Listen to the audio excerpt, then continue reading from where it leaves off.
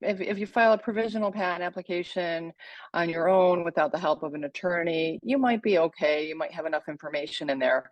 But when it comes to the non-provisional, which is asking for the actual grant of patent rights from the government, there are some risks to filing it without the help of an attorney.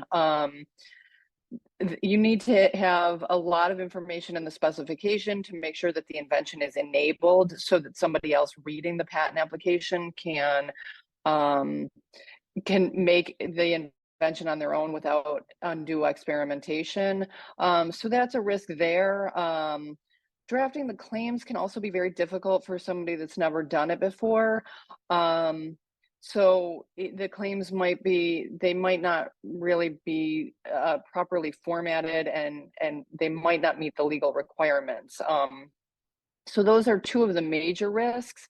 The other downside to filing your own non-provisional patent application is that once it's filed with the US Patent and Trademark Office, you can't change it. So if there's a minor typo in there, you can go in and fix that, something along those lines, but you can't add anything to the patent application. So if the patent office determines that your application is deficient, you basically need to file a continuation in part or a continuation off of that non-provisional to put in any additional information. So there are some risks to writing and filing your own non-provisional patent application without the help of an attorney.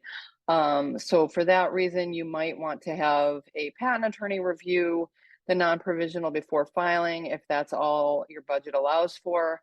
But otherwise, just be very careful and read the MPEP and make sure that you've got everything in the correct order and that you meet all the legal requirements.